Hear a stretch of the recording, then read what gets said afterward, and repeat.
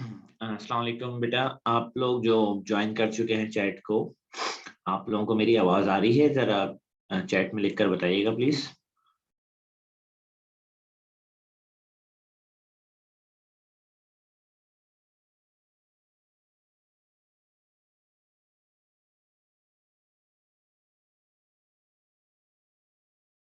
अच्छा, गुड। सो बस 1-2 मिनट और वेट कर लें, जरा बाकी बच्चे ज्वाइन कर लें, क्योंकि अभी फर्स्ट क्लास है आज। तो थोड़ा सा कुछ कनेक्शन और लिंक्स के इश्यूज होते हैं बच्चों को। 1-2 मिनट और दे दें, फिर हम स्टार्ट करते हैं।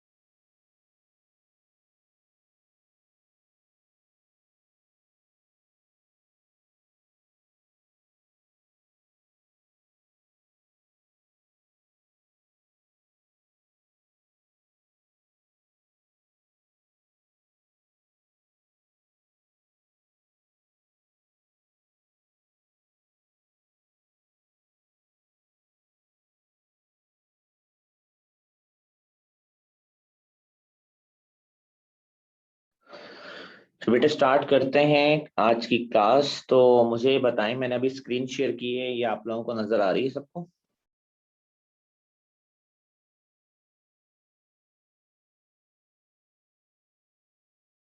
Okay, good. So, before we begin with the class, so I would like to welcome all of you to Wales College and to my chemistry class. Unfortunately, we have to meet online for your first day, but inshallah, very soon we will be meeting in school. Hopefully, अगर government 10 days के बाद schools open कर देती है तो. But in the meantime, let's have a quick introduction to the classmates. आज थोड़े कम ही बच्चे हैं, मुझे जो स्ट्रेंथ दी गई थी वो आई थिंक 21+ स्टूडेंट्स हैं क्लास में आपके सेक्शन ई में, बट आई थिंक आज हाफ स्ट्रेंथ है. So let's start with the first student Abdul Rahman. मैं जिसका नाम बोलूं वो अपना माइक अनम्यूट करके अपने आप को इंट्रोड्यूस करे, किस स्कूल से आपने हमें ज्वाइन किया है ये बताए. जी Abdul Rahman. Assalamu alaikum, sir. I'm from Senior Islamic Public School. कौन से स्कूल से ज्वाइन किया बेटा? Chiniot Islamia public school. अच्छा अच्छा अच्छा, very good, good to have you in the class बेटा। अच्छा okay, so next is Abdullah Haider, आप बताओ बेटा। Assalamu alaikum, sir. I am also from Chiniyot Islamia Public School. अच्छा, चेन्नई और इस्लामिया से आप दोनों, okay very good ji. Abdullah Noor. Assalamualaikum sir, I'm from Bharat School System. अच्छा, वहाज चंद के स्कूल के ओ लेवल्स के स्टूडेंट है हमारे, अच्छा ठीक है, गुड। अस्करी अब्बास। अस्सलाम वालेकुम सर। सर मैं अल हादी एकेडमी से हूँ। हादी से, then we have Mirza Ahmed Taimuri.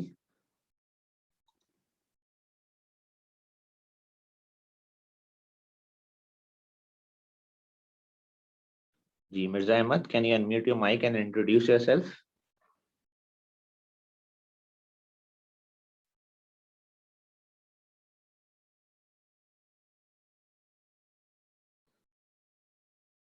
Walaikum Salam Mirza. I think he has some issues with the mic, so he's typing in the chat. अच्छा मिर्जा, आप कौन से स्कूल से हैं? हमें ज्वाइन किया आपने?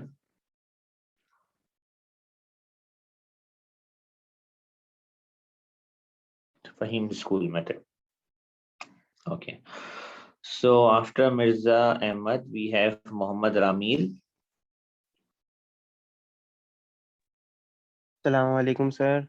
I'm from Chinyot Islamic Public School. So we have 3 students from Chiniot. Okay, good to have you all. Muhammad Ali Iftikhar.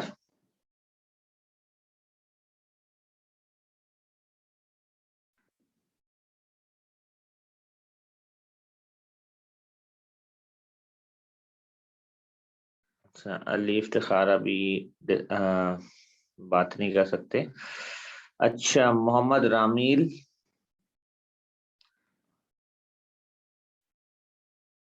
Sir, again? I am sorry, I think आपका नाम नीचे आ गया होगा। Syed Haris Sajjad Sajid.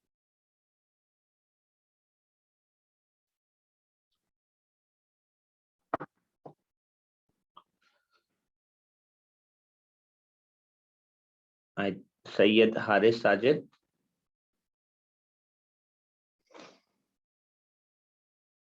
Then we have we have Omar Faruqi.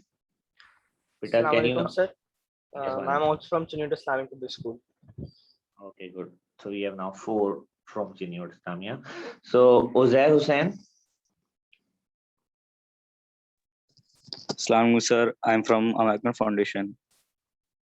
American Foundation? Yes, sir. Okay, good. So चलें, 2 बच्चों से बस introduction नहीं हो पाया हमारा।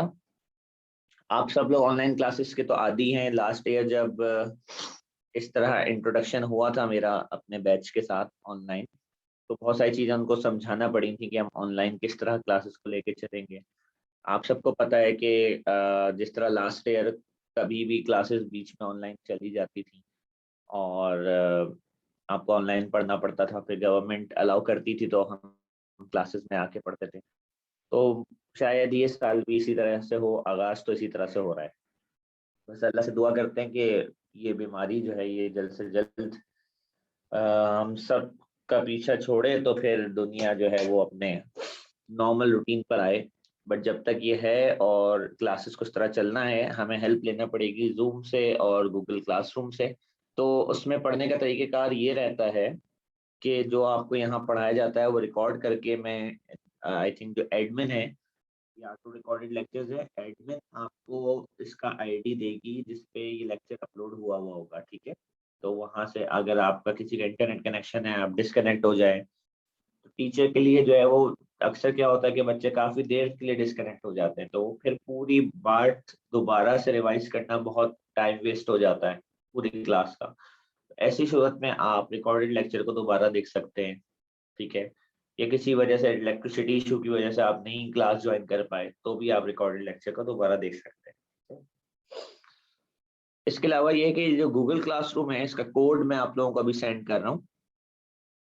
आपके व्हाट्सएप ग्रुप में, ये आपकी स्क्रीन पर भी नजर आ रहा है, ठीक है। वैसे आप डायरेक्ट गूगल क्लासरूम को ज्वाइन कीजिएगा लिंक से, जो अभी मैं व्हाट्सएप पे आपके ग्रुप में सेंड कर रहा हूँ। एक सेकेंड, ASE है ये, राइट, ASB ASE, ये देखिए।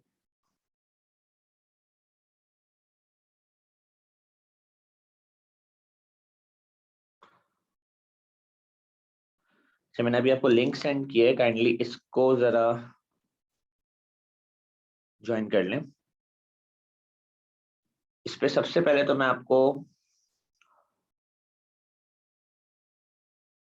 आपकी जो सिलेबस की बुक है, कोर्स बुक, उसकी PDFs अपलोड कर रहा हूँ।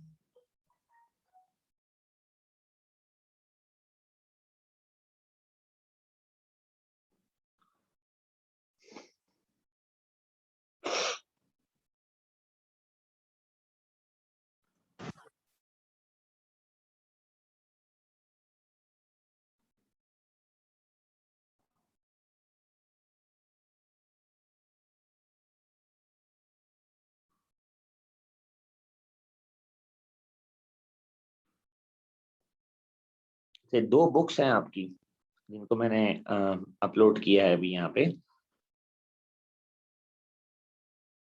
ये बुक्स वैसे मैं अपने पास PDF में खोल के आपको बता देता हूँ।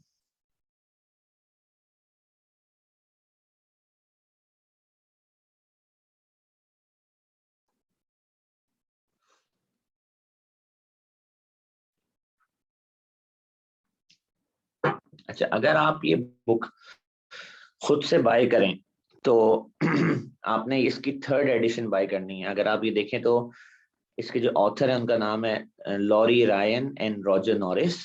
ये मेन बुक है जो बच्चे ज्यादा यूज करते हैं पढ़ने के लिए। इसमें लिखा हुआ है 2nd एडिशन।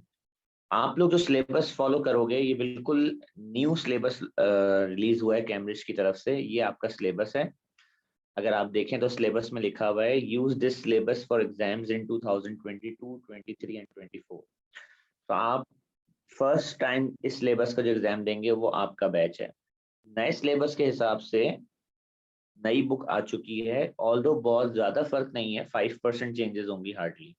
तो अगर किसी के पास किसी बड़े बहन भाई से या दोस्त से पुरानी बुक भी अवेलेबल है तो ये बिल्कुल 95% आपको हेल्प करेगी। हार्डली कुछ छोटी मोटी चेंजेस हैं सिलेबस के अंदर, पर चेंजेस हैं सिलेबस के अंदर, ठीक है। पर बहुत माइनर है। तो अगर आप पुरानी बुक चलाना चाह रहे हैं तो चलेगी, वो बिल्कुल चलेगी, कोई इतना मसला नहीं है उसका।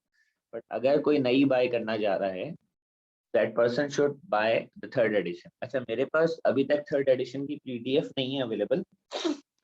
जैसी आएगी तो मैं वो अपलोड कर दूंगा, क्योंकि वो I think last year he release हुई है बुक।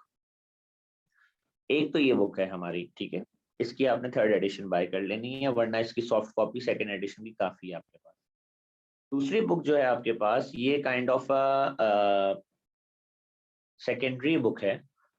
प्राइमरी तौर पे आपने रॉजर नॉरिस यूज करना है, ठीक है, क्योंकि वो थोड़ा सा कम डिटेल में है, ठीक है। तो सेकेंडरी बुक आप तब पढ़ते हैं जब आप प्राइमरी बुक से एक दफा टॉपिक को समझ चुके हो, तो फिर सेकेंडरी बुक से आप थोड़ा सा और डिटेल में पढ़ते हैं, ठीक है। जब आपके दिमाग में एक दफा एक छोटा सा कॉन्सेप्ट आ चुका हो तो उसको और एनहेंस करने के लिए फिर आप सेकेंडरी बुक से पढ़ते हैं। पर पढ़ना आपने दोनों बुक से है, दोनों इंपॉर्टेंट है, दोनों सिलेबस की हैं, दोनों endorsed by Cambridge international exams. खुद इन्होंने इंडोर्स किया इन बुक्स को फॉर दी सिलेबस, ठीक है जी। Mohammed Ali, secondary books are equally important, क्योंकि मैंने ये नोट किया है और आप भी देखेंगे जब आप आहिस्ता आहिस्ता सिलेबस पढ़ते रहेंगे खुद ही, कि फाइनल ईयर के फाइनल जो पेपर्स आए हैं ना, उसमें कुछ जो क्वेश्चंस आए उनकी नॉलेज रॉजर नॉरिस में नहीं है तो पीटर कैन में है, और कुछ में रॉजर नॉरिस में है तो पीटर कैन में नहीं है। मतलब इन दोनों के मिलाप से आपकी सही तैयारी हो पाती है, सही, apart from teachers own notes and everything, सही। यानी कि मैं ये करूंगा कि मैं अपनी तरफ से आपको खुद भी, हमारे अपने नोट, मेरे अपने नोट्स भी होंगे, ठीक है। जैसे कि चले मेरे नोट्स पर भी बाद में आते हैं। पहले जरा आप सिलेबस इंट्रोडक्शन समझ लें, बुक का डिजाइन भी। सिलेबस इस तरह से डिजाइन हुआ है कि आप ये सिलेबस 2 साल में पढ़ेंगे, ठीक है। पहला साल आपका एएस एडवांस सब्सिडरी ईयर कहलाता है, जिसमें आप अभी हैं।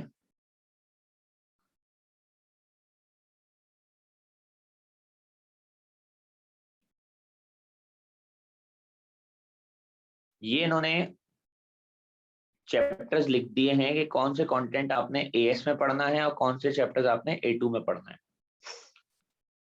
तो अगर आप देखें तो आपका सिलेबस 3 हिस्सों में डिवाइडेड है, ठीक है। मैं आपको बताता हूँ। पहला हिस्सा है फिजिकल केमिस्ट्री, दूसरा हिस्सा है इनऑर्गेनिक केमिस्ट्री और तीसरा हिस्सा है ऑर्गेनिक केमिस्ट्री। यूं करके 3 हिस्सों में डिवाइडेड है। ये जो पार्ट है ना आपका, ये पूरा पार्ट, ये आपका इस साल लेना देना नहीं है इससे कुछ भी, ठीक है। This is for your next year.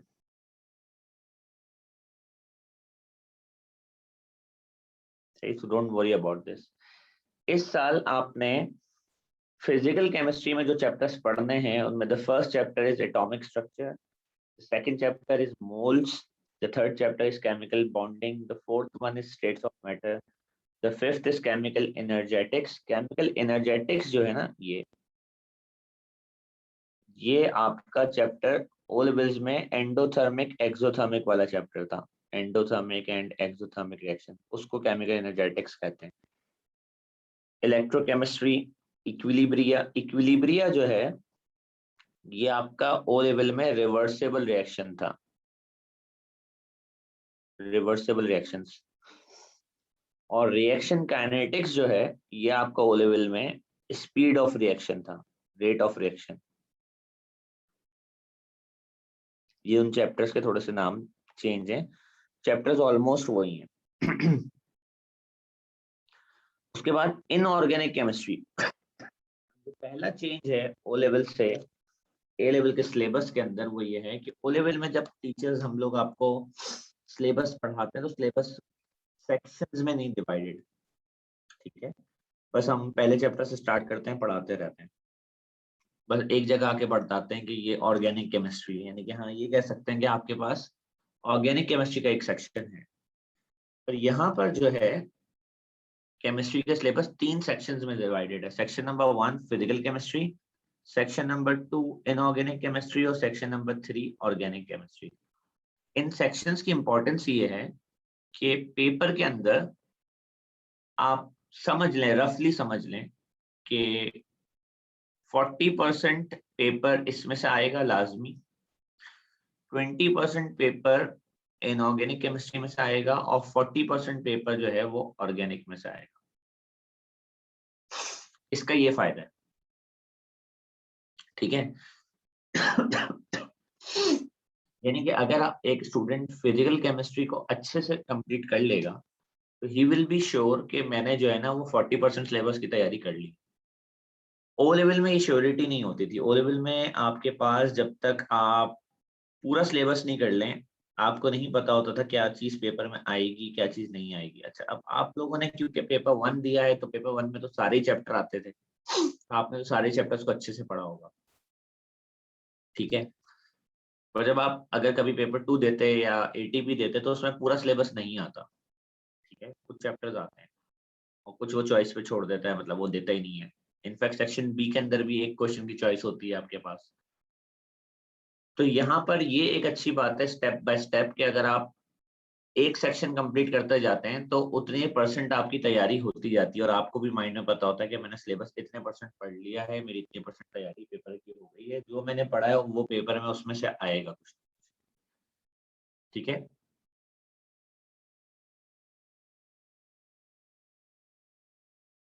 तो टोटल अगर हम देखें, टोटल हम देखें तो फिजिकल केमिस्ट्री के चैप्टर नंबर 1 एटॉमिक स्ट्रक्चर से स्टार्ट करते हुए ऑर्गेनिक केमिस्ट्री के चैप्टर नंबर 22 तक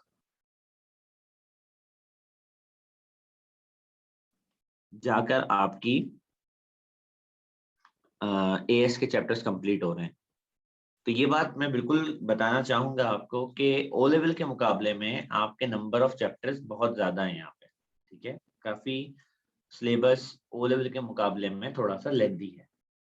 तो इसके लिए हमें डे 1 पे तैयार होना है कि आप ओ लेवल में जब केमिस्ट्री पढ़ते थे तो उस पे जो आपका पेस होता है कि आप 3 साल में वो सिलेबस पढ़ते हैं और उसमें आपने 14-15 चैप्टर पढ़ते हैं। बुक की बात नहीं कर रहा, बुक में तो चैप्टर ज्यादा होते हैं, मैं इस ओ लेवल सिलेबस की बात कर रहा हूँ। सिलेबस के हिसाब से हार्डली 14 चैप्टर्स हैं। इसमें आपके पास सिलेबस के अंदर ही ऑफिशियली 22 चैप्टर्स हैं, तो सिलेबस वहीं पे ही आपका थोड़ा सा डेप्थ में ज्यादा है, सही है। इसके अलावा जो दूसरी डेप्थ ज्यादा है वो ये कि जैसे अगर हम एटॉमिक स्ट्रक्चर पढ़ेंगे, ओ लेवल का जो एटॉमिक स्ट्रक्चर था, अगर वो पढ़ने पर, ऐसी बात कर रहा हूँ समझाने के लिए, आपके रजिस्टर के 2 पेजेस पे आ जाता था उसके सारे नोट्स, तो ए लेवल का जो एटॉमिक स्ट्रक्चर है वो आपके रजिस्टर्स के 6 पेजेस पे, 8 पेजेस पे जाकर आएगा। तो यानी कि एक इंडिविजुअल चैप्टर भी डेप्थ में ज्यादा है। सो नंबर ऑफ चैप्टर ज्यादा है और हर चैप्टर अपनी डेप्थ में भी ओ लेवल से ज्यादा है, ठीक है। तो आपको थोड़ा सा, तभी सिलेबस का नाम एडवांस लेवल है कि आपने थोड़ा सा एडवांस करना है कॉन्सेप्ट के अंदर। सो पेपर्स का जो डिजाइन है आपके पास असेसमेंट का, वो इस तरह है कि आपके पास लेफ्ट हैंड साइड पे जो पेपर्स दिखाए जा रहे हैं ये आपके पहले साल में है, और जो राइट साइड में पेपर्स दिखाए जा रहे हैं इसको पेपर 4 और 5 कहते हैं, ये आपके दूसरे साल में। यानी कि जब भी कोई स्टूडेंट ये 5 पेपर पूरे दे देता है तो उसको कंप्लीट ए लेवल्स कहते हैं। आपके पास चॉइस होती है कि आप ये 5 पेपर एक साथ दे सकते हैं, इसको आप एक्सेलरेटेड कहते हैं। बहुत सारे बच्चे एक्सेलरेटेड पेपर्स देते हैं, यानी कि वो एक ही अटेम्प्ट में पूरा केमिस्ट्री दे देंगे, या जो और सब्जेक्ट हो वो समझते हैं दे सकते हैं वो देंगे।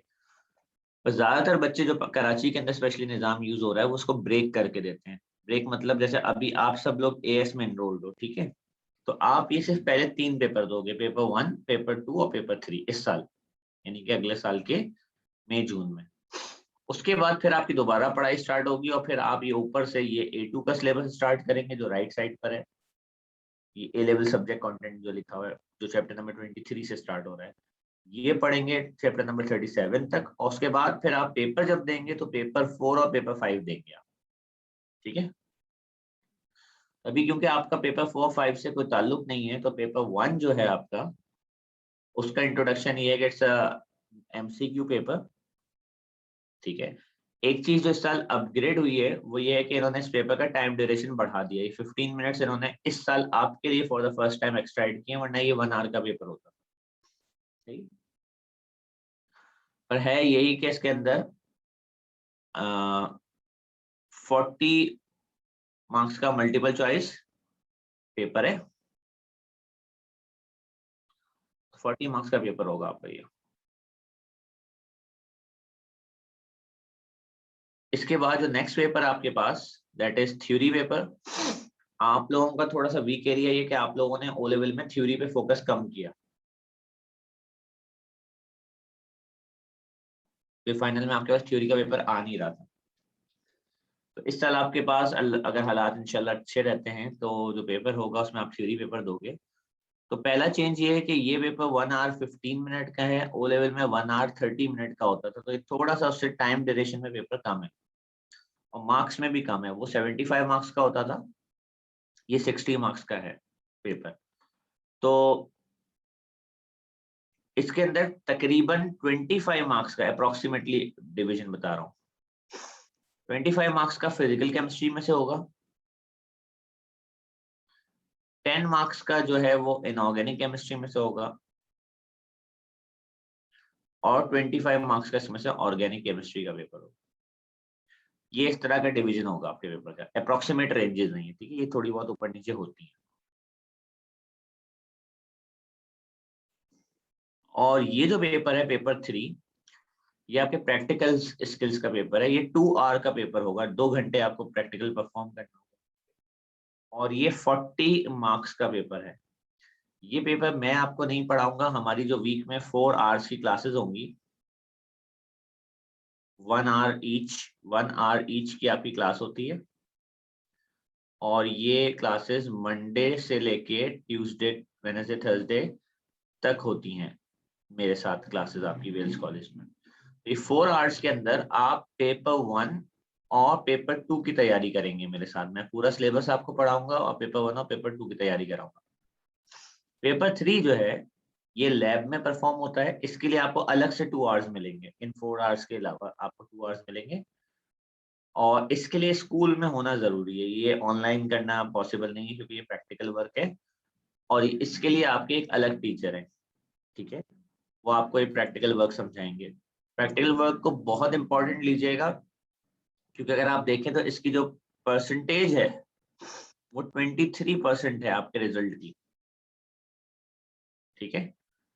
तो अगर आप जब तक जो बच्चे इसमें अच्छा ग्रेड लेना चाहते हैं वो जब तक प्रैक्टिकल के अंदर अच्छा ग्रेड नहीं लेंगे उनका ओवरऑल अच्छा ग्रेड नहीं बन सकता, ठीक है।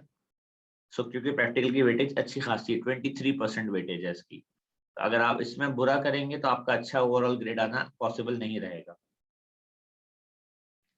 पहले तो सिलेबस के हिसाब से बताएं, यहाँ तक किसी का कोई सवाल है स्टूडेंट का आप में से, कोई चीज जो नहीं समझ में आई?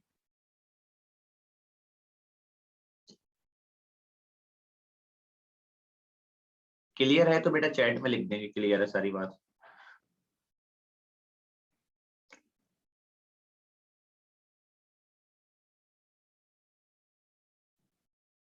अच्छा, अब्दुल्ला हैदर को बच्चों क्लियर है, गुड। सो अब जो आपका सिलेबस है उसके अंदर उन्होंने क्या किया है कि जो स्टार्ट लिया है इन्होंने वो एएस के सिलेबस से लिया है। यानी कि ये अभी मैं फाइल आपको सेंड कर रहा हूँ सिलेबस की व्हाट्सएप के ऊपर। ये जो स्टार्ट ले रहे हैं एटॉमिक स्ट्रक्चर, फिर आगे जाकर मोल्स, मोल्स खत्म होने के बाद केमिकल बॉन्डिंग, केमिकल बॉन्डिंग खत्म होने के बाद स्टेट्स ऑफ मैटर, ये सारा एएस चल रहा है।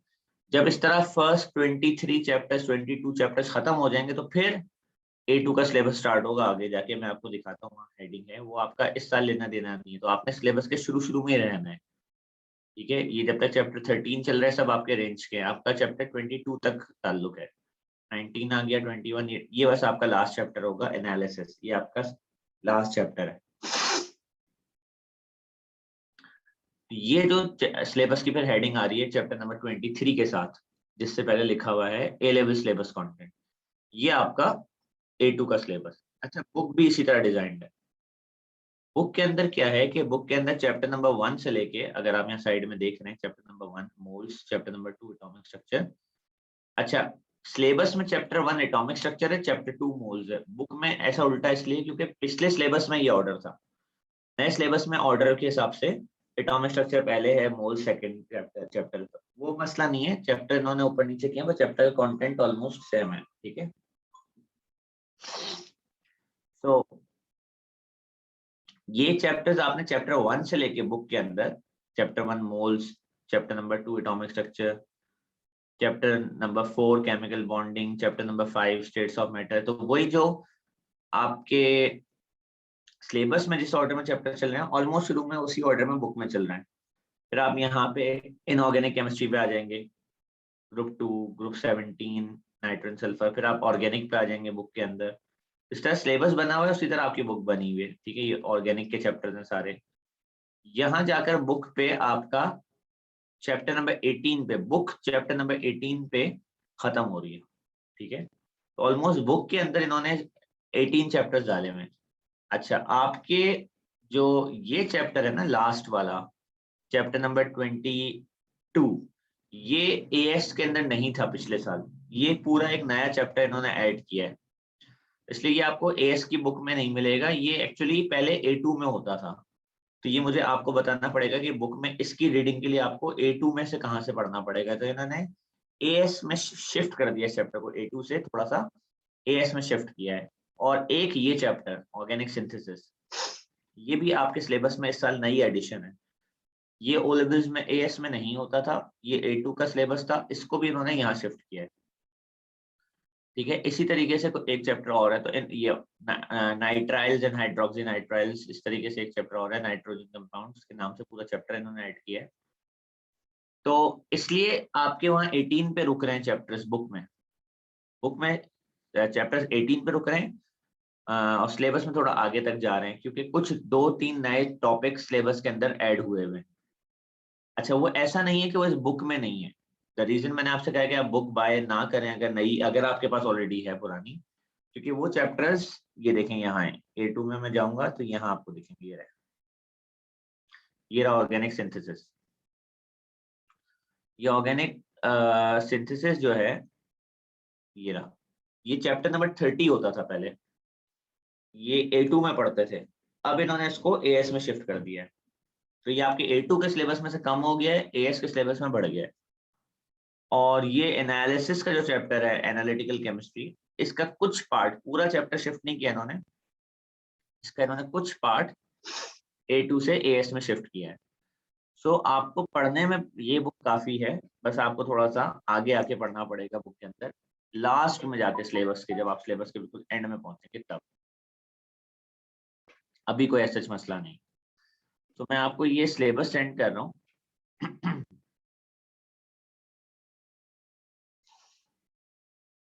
एक सेकंड,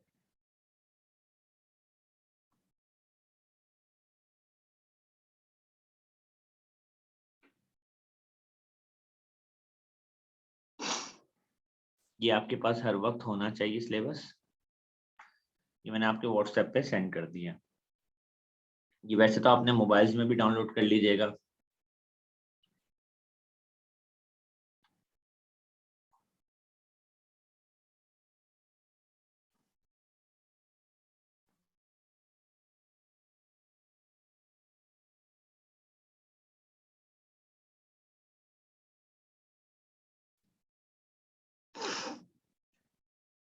एक मिनट मुझे दीजिएगा।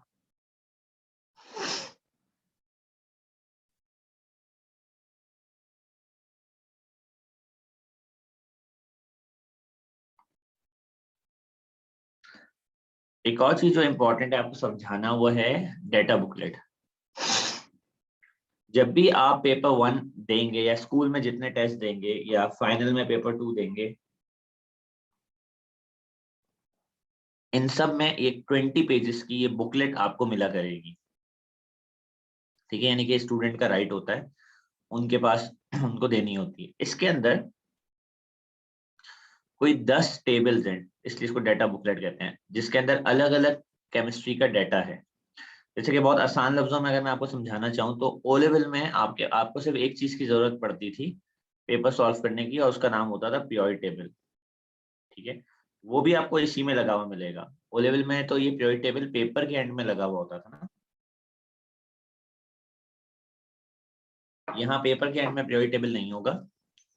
आपको पेपर के साथ एक और बुकलेट मिलेगी 20 पेजेस की, उसका आखिरी पेज पे प्योरिटी टेबल लगा हुआ होगा। एक सेकंड।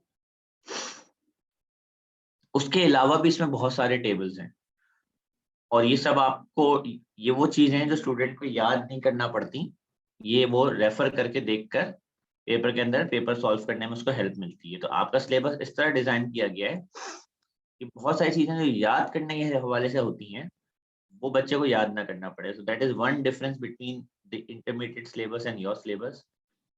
ये एक चीज है जिसको हम कहते हैं कि जी बच्चा जब तक इसको रटेगा नहीं, उसको वैल्यू समझ में आएंगी नहीं, उसको पता नहीं होंगे। जैसे कि मैं यहाँ बात करूँ आसानी से एटम के साइजेस की, यहाँ एटम के रेडियस दिए हुए, एटम का साइज दिया हुआ, और इसके यूनिट है नैनोमीटर। अब एक है कि आप पूरे प्योर टेबल के बैठ के एलिमेंट्स के नाम भी याद करें, आप साथ में उनके साइजेस भी याद करें। ये दोनों मसले आपके लिए हल किए हुए हैं।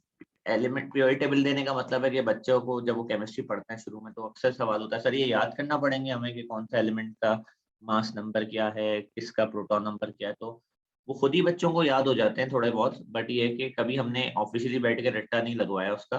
स्टूडेंट्स के पास प्योर टेबल होता है, वो यूज करते करते उनको थोड़े से एलिमेंट्स एटलीस्ट उनके मास नंबर प्रोटॉन नंबर याद हो जाते हैं, मोल्स कैलकुलेशन करते हुए स्पेशली सिंबल्स के साथ। तो वो अगर किसी को कंफर्म करना होता है कोई और नंबर जो उसके ध्यान में नहीं होता, ज्यादातर ट्रांजिशन एलिमेंट्स बच्चों को प्रॉब्लम करते हैं, तो वो प्योर टेबल देख सकता है। इसी तरीके से एटम के साइजेस हैं, अगर कोई किसी सवाल में कैलकुलेशन के लिए आपको वैल्यू चाहिए एटम के साइज की, या कंपैरिजन के लिए चाहिए कि कौन सा एटम किससे बड़ा होता है, तो आप इस टेबल पे आकर उनके एटम के साइजेस देख सकते हैं। ठीक है, अलग अलग टेबल्स की अलग अलग यूटिलाइजेशन है, वो तो जब आप सिलेबस पढ़ना शुरू करेंगे तो आपको पता चलेगा कि कौन सा टेबल किस तरह के सवालात में यूज होता है। ठीक है, तो ये भी आपके पास होगा, तो ये मैं आपको सेंड कर रहा हूँ। ये आपके पास इसलिए होना चाहिए हर वक्त, क्योंकि क्लास के अंदर जब मैं आपको पढ़ाऊंगा तो बहुत सारी चीजें आपको खुद इस डाटा बुकलेट में से देखकर पढ़नी होंगी। ये भी मैं आपको सेंड कर दिया।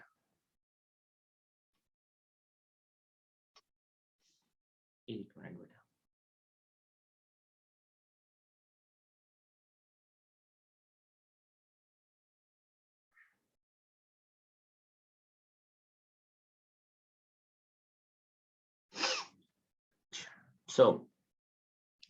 अब हम स्टार्ट करते हैं अपने सिलेबस के साथ, क्योंकि ये जो आपका पूरा पहला वीक है, ये kind of an introduction week है।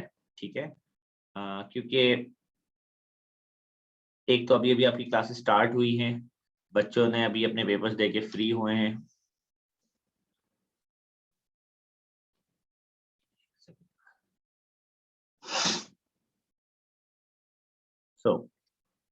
आपके जो बाकी फ्रेंड्स हैं, जैसे मेरी क्लास फ्रेंड 21 की है, आई थिंक 14-15 स्टूडेंट्स अभी हमें ज्वाइन कर चुके हैं। तो आप बाकी अपने फ्रेंड से भी बोलिएगा कि वो अपने एडमिशन्स को फाइनलाइज कर लें इस हफ्ते के अंदर, और क्लासेस को फुल फ्लैज उसमें स्टार्ट कर सकें, क्योंकि मैंने आपको जैसे बताया कि सिलेबस हमारा लेंथी है, तो हम ज़्यादा वेट नहीं कर सकते और हमें सिलेबस को स्टार्ट करना है। आपका जो पहला चैप्टर है सिलेबस के अंदर, मैं उससे स्टार्ट कर रहा हूँ।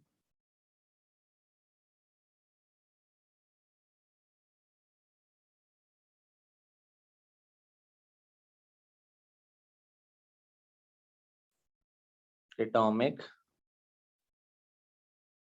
स्ट्रक्चर।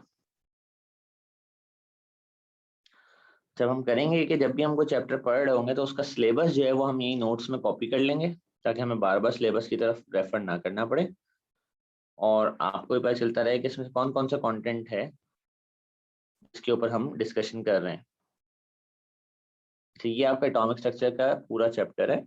चैप्टर्स यूजुअली जो ओ लेवल्स में होते थे ना आपके पास पहले से, वो स्टार्ट भी जो है ना वो ओ लेवल्स के बैकग्राउंड से ही होंगे।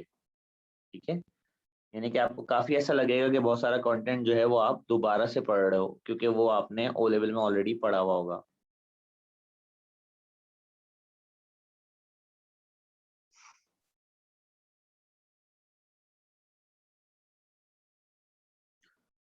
जी मोहम्मद दिलावर कुछ कह रहे हैं?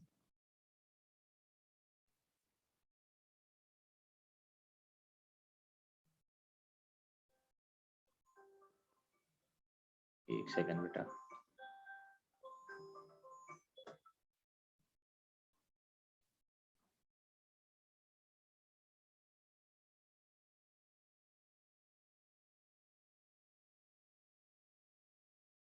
ये आपका पूरा सिलेबस है एटॉमिक स्ट्रक्चर का। सो द फर्स्ट पॉइंट जिसको मैं हाईलाइट कर रहा हूँ, कुछ पॉइंट जो मैं समझता हूँ कि ओ लेवल्स के लेवल के हैं, और उनको हम दोबारा से पढ़ेंगे और देखेंगे। वो है कि student should understand that the atoms are mostly empty spaces surrounding a very small dense nucleus that contains protons, neutrons and electrons are found in empty space around the nucleus। यानी कि एटम के description के, atom के अंदर protons कहाँ होते हैं, neutrons कहाँ होते हैं और इलेक्ट्रॉन्स कहाँ होते हैं। ठीक है, जनरल सी डिस्क्रिप्शन है। फिर आपने आइडेंटिफाई करना है और डिस्क्राइब करना है प्रोटॉन, न्यूट्रॉन, इलेक्ट्रॉन्स को उनके चार्जेस के हिसाब से और उनके मासेस के हिसाब से, कि प्रोटॉन का चार्ज कितना होता है, उसका मास कितना होता है, इसी तरह इलेक्ट्रॉन न्यूट्रॉन के बारे में। फिर आपको अंडरस्टैंडिंग दिखानी है कि what is the atomic and the proton number, जिसको आप मास नंबर और न्यूक्लियन नंबर भी कहते हैं। अगर आप ये देखें तो ये वो सारी बातें हैं जो हम ओ लेवल में पढ़ते हैं। सिलेबस ओ लेवल से ही स्टार्ट होता है, फिर आहिस्ता आहिस्ता एडवांस होता है। Describe the distribution of mass and charge in the atom, ये बताएं कि एटम में जो कौन सा चार्ज किस जगह पे मौजूद होता है और कौन सा हैवी पार्टिकल्स किस जगह पर होते हैं। जैसे इलेक्ट्रॉन्स का मास नहीं होता बिल्कुल भी, मतलब कम मास होता है, तो वो न्यूक्लियस से बाहर होते हैं। सारा मास जो होता है वो प्रोटॉन और न्यूट्रॉन का होता है और वही मेन न्यूक्लियस के अंदर होते हैं। आप कह सकते हैं कि सारा जो मास है वो एटम का न्यूक्लियस के सेंटर में होता है। Describe the behaviour of proton neutron electron moving at same speed velocity in an electric field, यानी कि अगर आप प्रोटॉन न्यूट्रॉन इलेक्ट्रॉन को प्लस और माइनस टर्मिनल के बीच में से गुजारें तो प्रोटॉन माइनस टर्मिनल की तरफ मुड़ जाता है, इलेक्ट्रॉन प्लस टर्मिनल की तरफ मुड़ता है और न्यूट्रॉन स्ट्रेट चला जाता है। इस बिहेवियर को आपको डिस्क्राइब करना होगा। फिर determine the number of proton neutron electron present in both atoms and ions, कह रहे हैं आपको एक एटम में पता करना आना चाहिए कि उसमें कितने प्रोटॉन्स न्यूट्रॉन और इलेक्ट्रॉन्स हैं, अगर आपको उस एटम का प्रोटॉन नंबर और मास नंबर दे दिया जाए। ये दो नंबर्स दिए जाएंगे और आयंस के केस में उसका चार्ज भी, तो आप बता करके बताएं कि उसमें कितने प्रोटॉन न्यूट्रॉन इलेक्ट्रॉन है। ठीक है, ये चीज जो है टॉपिक नंबर 7, ये आपके लिए थोड़ा सा न्यू है, ये आपने ओ लेवल में नहीं पढ़ी है। इसको मैं जरा रेड कलर से हाईलाइट कर रहा हूँ।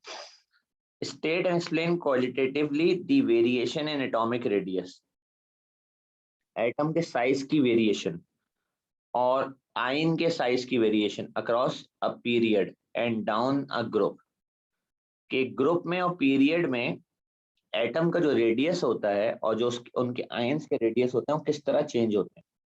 ये वो चीज है जिसके लिए आपको डेटा बुकलेट देखना पड़ेगी। ठीक है, डेटा बुकलेट के अंदर एटम्स के साइजेस और उनके आयंस के साइजेस भी दिए हुए। ठीक है, अभी जैसे मैं आपकी फर्स्ट क्लास है तो मैं आपको डेटा बुकलेट का यूज भी बता रहा हूँ और आपको बता रहा हूँ क्या चीज नहीं है। अब इन्होंने डेटा बुकलेट में क्या किया हुआ है कि पीरियड के हिसाब से अरेंज करके दिया हुआ है। जैसे कि अगर आप यहाँ देखो तो ये इन्होंने आपको पूरा पीरियड 2 दिया हुआ है। पीरियड 2 के ये एलिमेंट्स हैं, ये सारे उनके एलिमेंट्स हैं, ये उन एलिमेंट्स के साइजेस हैं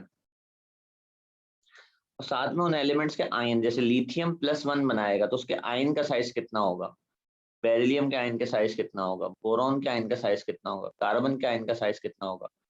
फिर अगर आप देखें तो कार्बन प्लस और माइनस आयन दोनों बनाता है, कि ये आपको ओ लेवल में भी बताया जाता है कि ग्रुप 4 प्लस माइनस दोनों बनाता है। बट नाइट्रोजन जो है वो फिर माइनस का आयन बनाता है, यानी कि इलेक्ट्रॉन गेन करता है। तो इसके साइजेस यहाँ दिए हुए एनाइंस के। और ग्रुप 8 जो है वो नोबल गैस आयन फॉर्म नहीं करती, इसलिए यहाँ कोई साइज आपको नहीं दिया हुआ। तो जो एग्जामिनर ने बात की थी कि जी पीरियड के हिसाब से बताएं कि आयन एटम का जो साइज है और जो आयंस के साइजेस हैं वो किस तरह चेंज होते हैं। तो वो हम यहाँ से देखकर पढ़ेंगे, हमें यहाँ से अंदाजा होगा कि एटम के साइजेस, उनके आयंस के साइज पीरियड में किस तरह चेंज होते हैं। ग्रुप के लिए हमें खुद इनको ग्रुप में अरेंज करना पड़ेगा। ठीक है, ग्रुप का मतलब है जैसे कि हमें पता है कि जो आपके सिलेबस में पहला ग्रुप है, तो फर्स्ट ग्रुप 1, ग्रुप 1 में सबसे पहला एलिमेंट इज लिथियम। चलें, लिथियम का साइज तो मुझे यहाँ से मिल गया 0.152। दूसरा एलिमेंट है सोडियम, तो सोडियम का साइज मुझे यहाँ से मिल जाएगा, ये अब एक ही ग्रुप के एलिमेंट है ना। ये अब मैं खुद ग्रुप का डाटा क्रिएट कर रहा हूँ कि अगर ये ग्रुप में देखें तो किस तरह। इसके बाद then we have potassium, potassium आपको नीचे जाके मिलेगा कहीं पे। इसी तरीके से पोटेशियम से नीचे रुबिडियम, सीरियम, तो ये रहा।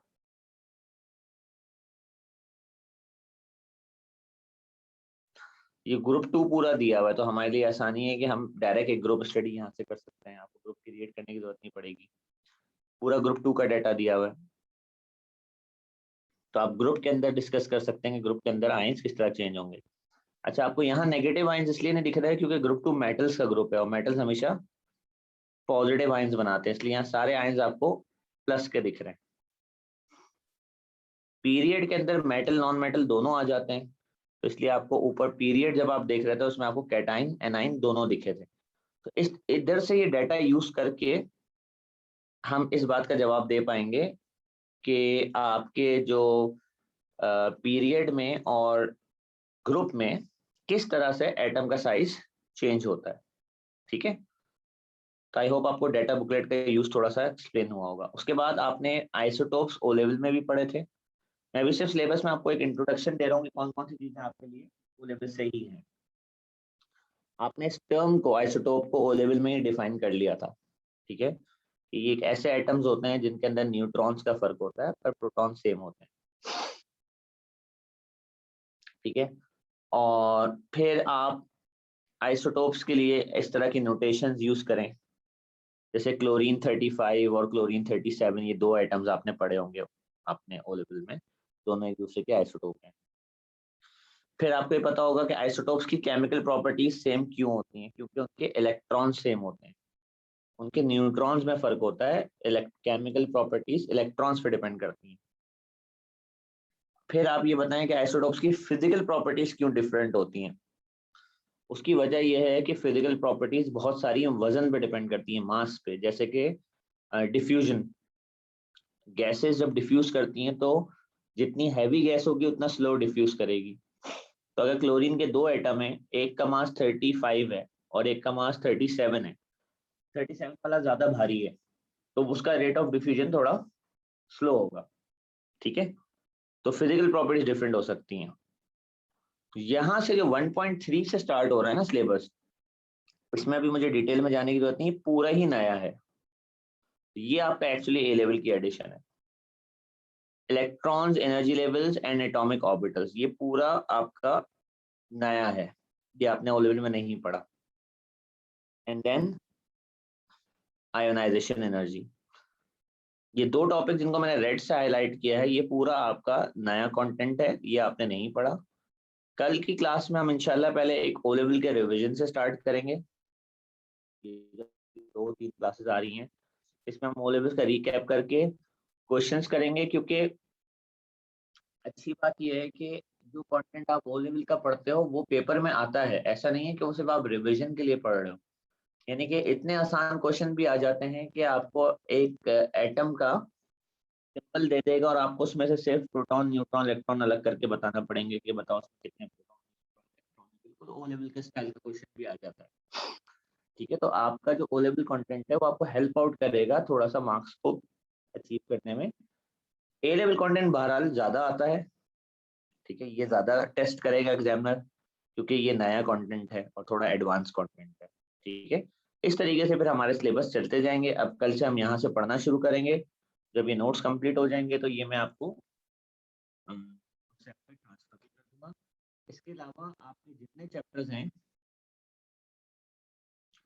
उन सब का हमारे पास इस तरीके से टॉपिकल पास पेपर्स होते हैं। ठीक है,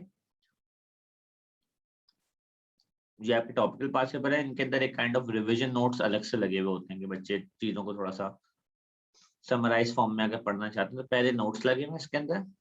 ये वो नोट्स नहीं है जिनकी मैं बात कर रहा था, वो मेरे हैंड रिटन नोट्स हैं, वो मैं आपको अभी दिखाऊंगा।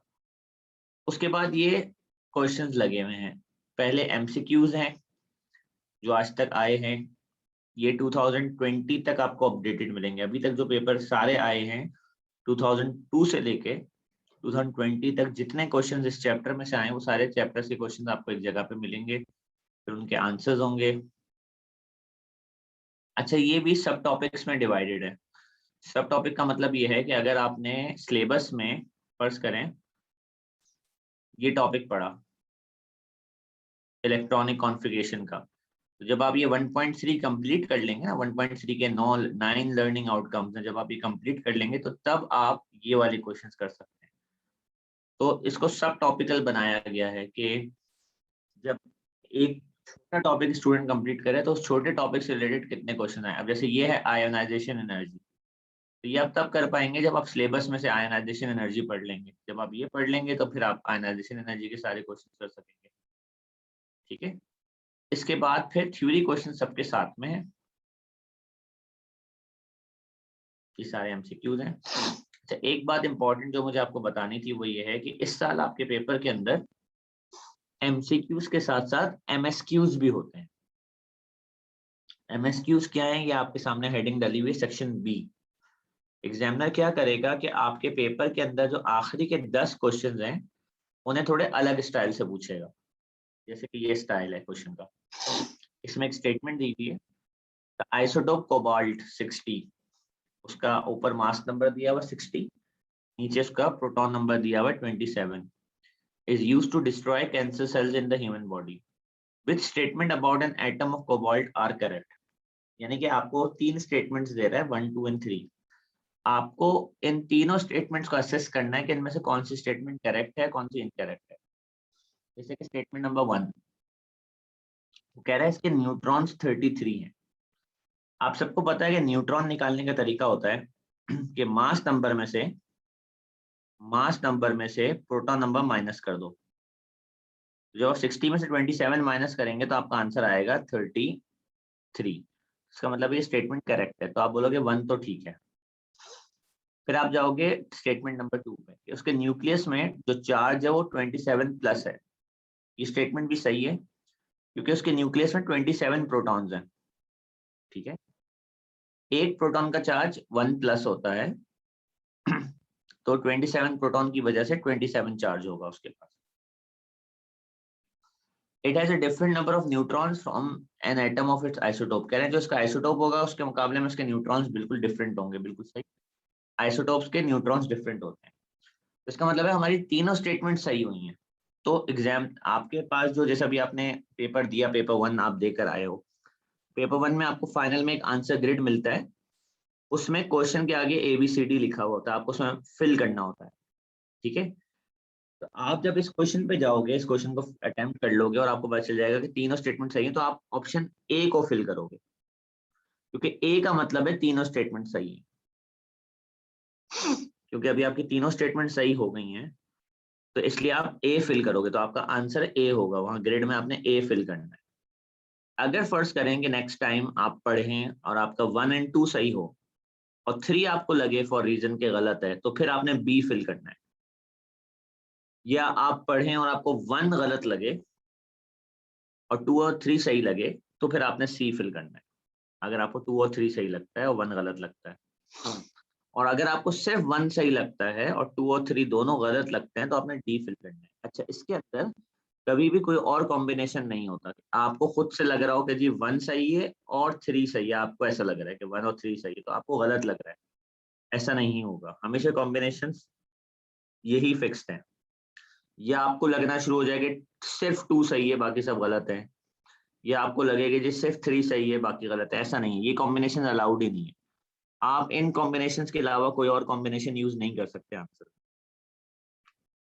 तो अगर इन कॉम्बिनेशंस की तरफ देखा जाए तो ये थोड़े से आपको हेल्प कर रहे हैं। बस पहला और दूसरा कॉम्बिनेशन थोड़ा मुश्किल है, ये डिफिकल्ट कॉम्बिनेशन है। तीसरा और चौथा कॉम्बिनेशन बहुत आसान कॉम्बिनेशन है, मैं आपको समझाता हूँ।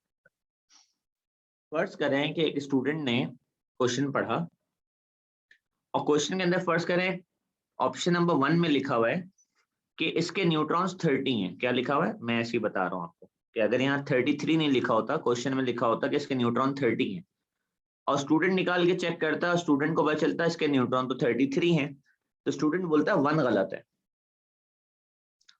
1 गलत होने का मतलब है कि 1 का ऑप्शन ए में भी आता है, 1 का ऑप्शन बी में भी आता है और 1 का ऑप्शन डी में भी आता है, तो आपका आंसर डायरेक्ट सी हो जाता है। तो सी तब आंसर होता है व्हेन 1 इज रॉन्ग। जब 1 आपका गलत हो जाए ना, जब आप पहला स्टेटमेंट पढ़े वो गलत हो जाए, तो डायरेक्ट आंसर सी हो जाता है। ये एक आसानी है स्टूडेंट के लिए, उसको 2 और 3 पे ज्यादा ध्यान देने की जरूरत नहीं है। 1 गलत है, अगर उसको कंफर्म है 1 गलत है तो उसका आंसर आ चुका है। अच्छा, फर्ज करें आप 1 पढ़ते हैं, 1 सही होता है, यानी कि जैसे कि इधर 33 लिखा हुआ है, सही है, पर आगे इन्होंने क्वेश्चन 2 में लिखा हुआ है it's nucleus has a relative charge of 27 minus का चार्ज है इसके न्यूक्लियस में।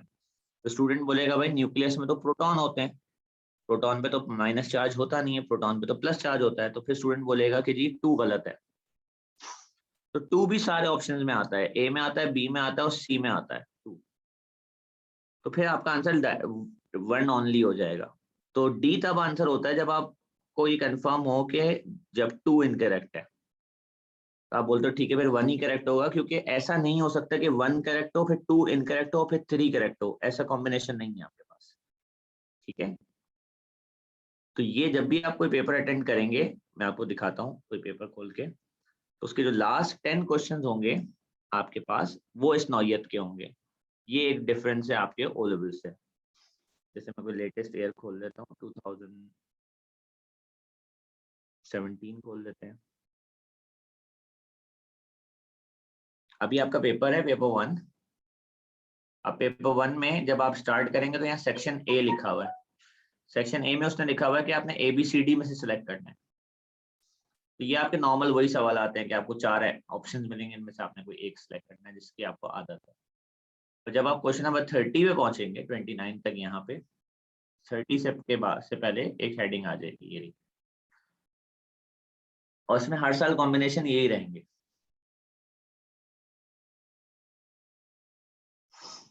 जी, प्रोटॉन इलेक्ट्रॉन सेम होंगे, बट उसने कहा था न्यूक्लियस के अंदर, सवाल में लिखा हुआ था कि जो न्यूक्लियस के अंदर रिलेटिव चार्ज 27 है, तो इलेक्ट्रॉन तो 27 ही होंगे, इसके पास इलेक्ट्रॉन का चार्ज भी 27 होगा, बट वो चार्ज न्यूक्लियस से बाहर होगा। इसने कहा था it's nucleus has a relative charge. ठीक है, इसलिए गलत हो जाता अगर ये माइनस लिखा हो। तो मैं सिर्फ समझाने के लिए आपको एग्जांपल बना रहा हूँ कि ये जो ऑप्शंस हैं ये किस तरीके से वर्कआउट करते हैं। तो देखें, इस पेपर में भी ऑप्शंस वही हैं जो मैंने आपको समझाए। अब ये अगले 10 क्वेश्चन जो हैं 31, 32, 33, इन सब में 3-3 ऑप्शंस दिए हुए हैं, और आपने इनको उसी तरह असेस करना है जिस तरह मैंने आपको हल्का सा एक्सप्लेन किया था। ठीक है, तो लास्ट 40 क्वेश्चन तक यही होगा। तो हर वर्कशीट के अंदर उस टॉपिक के रिलेटेड जितने MSQs, जिन्हें मैं मल्टीपल स्टेटमेंट क्वेश्चंस कहता हूँ, वो आए हैं, वो भी दिए हुए होंगे अलग से उस चैप्टर के। MSQs खत्म होने के बाद फिर आपके पास के थ्योरी क्वेश्चंस होंगे। ये थ्योरी क्वेश्चंस हैं। थ्योरी क्वेश्चंस के नीचे एयर लिखे होंगे, कौन से एयर में आए हैं, और उसके साथ उनकी मार्किंग स्कीम लगी हुई होंगी आगे। इस तरह हम डिटेल के अंदर हम पूरा एक चैप्टर खत्म करते हैं और फिर हम आगे बढ़ते हैं। ठीक है, तो इंशाल्लाह अब आपकी जो नेक्स्ट क्लास है कल है शायद, उस पर फिर हम इसको डिटेल में पढ़ना शुरू करेंगे। कोई सवाल किसी स्टूडेंट का तो ठीक है, वरना लॉग आउट करके आप अपनी नेक्स्ट क्लास के लिए लॉग इन कर लें।